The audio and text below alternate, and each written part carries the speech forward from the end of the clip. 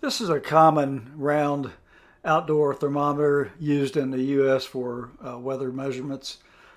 It has a outer temperature scale in degrees Fahrenheit, and the inner scale is in degrees Celsius. In the U.S., Fahrenheit is commonly used for this type of measurement. Celsius is more likely to be used for scientific work, and also Celsius is commonly used overseas. Okay, we got some tap water boiling. It's fogging up my lens. We're at about somewhere around 960 feet elevation above sea level. According to Engineering Toolbox, the boiling point of water should be roughly 98.9 degrees C or around 210 degrees F. This is a digital scientific thermometer. We're going to use this to check boiling water. Let's stir it around a little bit. Okay, that makes a difference. 211.3.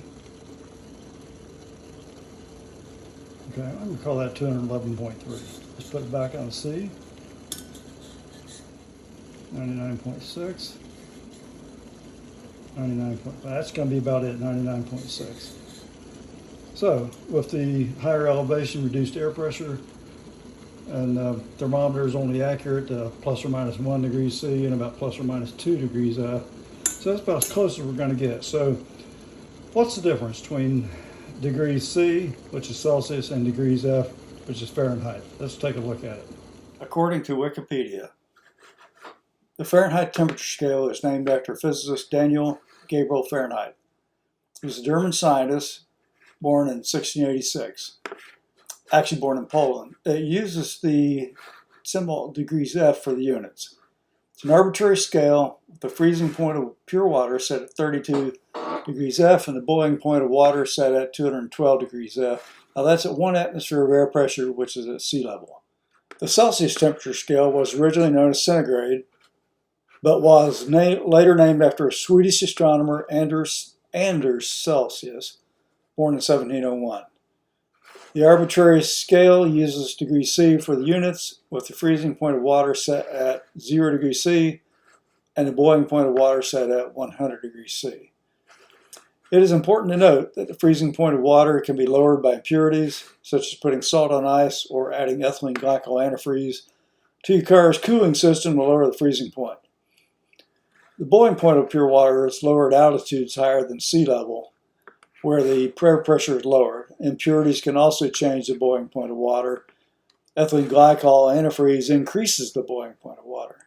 The reason I'm pointing this out is if you're trying to measure anything perfectly accurately, you got to have pure water, you got to know your exact air pressure and so forth, the accuracy of your thermometer. Nothing's ever exactly accurate, so you just do the best you can of what you have to work with. If you want to convert between Celsius and Fahrenheit, the easiest way to do it by far is simply Google it. Just Google convert the temperature, whatever you're starting with, like in this case, say X degrees C, and just type in 2 degrees F, and it'll give you the number. Also, onlineconversion.com is very useful, a lot of conversion factors. If you want to do it manually, this is the way you can do it. You start out for Celsius to Fahrenheit. Take your temperature in Celsius, multiply by 9/5, add 32, and you got degrees Fahrenheit. For example, if we had 80 degrees Celsius, we could multiply that by 9, divide that number by 5, and add 32. So 80 times 9 is 720, divided by 5 is 144, add 32, you get 176 F. Now to go the other way, from Fahrenheit to Celsius, basically going in the opposite direction, take your number in Fahrenheit and subtract 32, then multiply by 5/9, and you get the number in Celsius. For example, we just go backwards of what we just did. We take 176, subtract 32, and that gives you 144. Now we're going to be multiplying, see that, by 5, so we got 144 times 5. Divide that by 9, you get 720 divided by 9 equals 80. So we just went completely round trip on that. That's the way you can do that conversion factor if you want to do it manually, but if you got access to Google, that's what I would do. Now, is the temperature in Celsius ever the same number in Fahrenheit? Answer is yes, and the following Excel spreadsheets demonstrates a interesting way to find that temperature. Okay. Just create yourself a spreadsheet, and then for one column, just list some numbers. I went down through 1 through 21 for a calculation number. Just arbitrary pick degrees C, 100, 90, 80, down by 10 each time, all the way down to minus 100. This is the formula to convert from degrees Celsius to degrees F. You type in that formula in a cell up here, and we lost our pointer, there we go. And then you would just fill that in all the way down. So each of these get calculated to degrees F. Just create a XY chart. You'll have degrees on the axis over here, and this will be your data point calculation number. And when you plug in your select your data for Celsius, you'll get this line right here. See 100 for boiling point and 0 for the freezing point. For F, you've got 212 for the boiling point and 32 for the freezing point.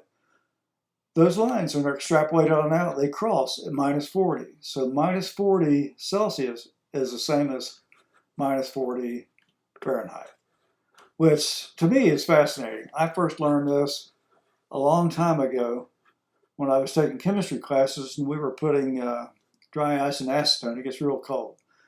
And it was surprising to me, but that's what it is. Two lines, different slopes they cross. So thought you would like to know that. If you like this video, please like it, subscribe, and check out our other links. We'd appreciate it. Thank you.